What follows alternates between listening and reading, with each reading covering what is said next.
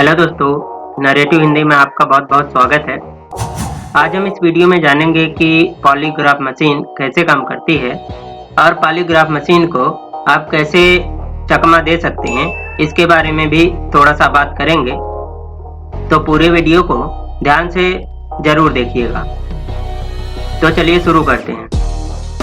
बताया जाता है कि अगर आप झूठ बोल रहे हैं तो आपके दिल की धड़कन तेज होगी, आपका ब्लड प्रेशर बढ़ेगा और पसीना आने लगेगा। पॉलीग्राफ मशीन ऐसे ही शारीरिक बदलावों को पकड़ती है जिससे यह तय किया जाता है कि व्यक्ति झूठ बोल रहा है या नहीं। लेकिन यह भी सच है कि अगर आपको जानकारी है कि यह मशीन कैसे काम करती है तो अपने शरीर और शब्दों से इसे आप चकमा दे सकते हैं।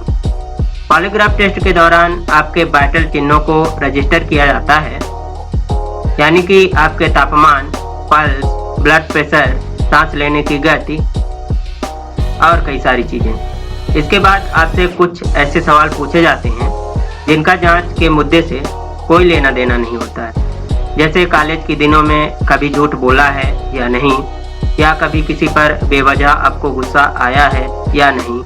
इन्हें कंट्रोल्ड सवाल कहा जाता है, जिसका जवाब अक्सर ना में ही दिया जाता है, जबकि ऐसा नामुमकिन ही है कि आपने कभी झूठ ना बोला हो।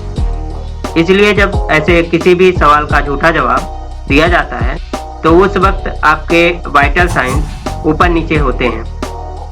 पॉलीग्राफर को इसी से आगे टेस्ट के दौरान परीक्षार्थी के बोले गए बड़े झूठ का निर्धारण करने में मदद मिलती है। इसके बाद पॉलीग्राफर इन कंट्रोल्ड सवालों में आपकी प्रतिक्रिया की तुलना उन सवालों की प्रतिक्रिया से करता है जो दरअसल जांच का विषय है। अगर कंट्रोल्ड सवालों की प्रतिक्रिया ज़्यादा बड़ी है तो आप पास हो गए, लेकिन अगर इसके उलट हुआ तो आपका झूठ पकड़ा गया। कुल मिलाकर आपका झूठ तभी झूठ समझा जाएगा जब वो आपको कंट्रोल्ड झूठ से ज़्यादा बड़ा हुआ। अब चलिए जानते हैं कि पॉलीग्राफ मशीन की क्या सीमाएं होती हैं। पॉलीग्राफ झूठ पकड़ने का एक पुराना तरीका है, लेकिन इसकी भी अपनी सीमाएं हैं। ज़्यादातर रिसर्च ने पॉलीग्राफ की सत्यता को 80 से 90% के बीच आंका है। यह भी कहा जाता है कि झूठ पकड़ने से जुड़े जो प्रयोग होते आए हैं उसमें असल जिंदगी के झूठों को परखा ही नहीं जाता। लैब टेस्ट ज़्यादातर ऐसे लोगों पर ही आजमाए जाते हैं जो सेहतमंद और बुद्धि के स्तर पर काफ़ी ऊपर होते हैं, यानी कि काफ़ी अच्छे होते हैं।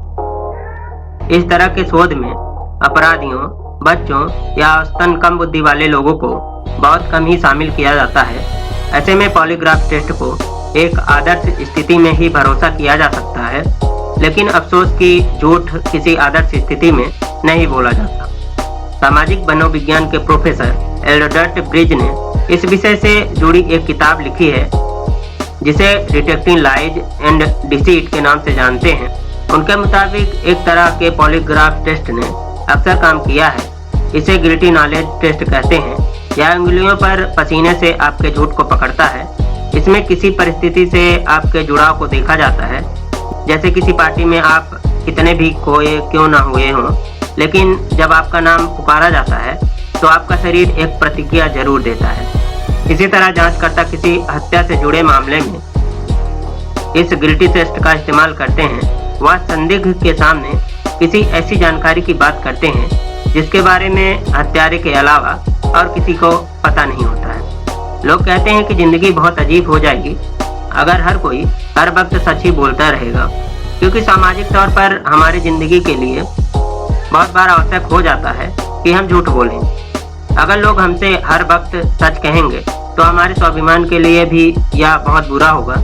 दिन में थोड़ा बहुत झूठ बोलना तो चलता ही है। आपका क्या मानना है इस विषय के बारे में? आप हमें कमेंट बॉक्स के जरिए बता सकते हैं, लेकिन उससे पहले यदि आपने हमारे चैनल को सब्सक्राइब नहीं किया है तो हमारे चैनल को सब्सक्राइब कर लीजिए, ताकि आपको ऐसे ही इंफॉर्मेटिव वीडियोज समय समय पर मिलते रहें। धन्यवाद।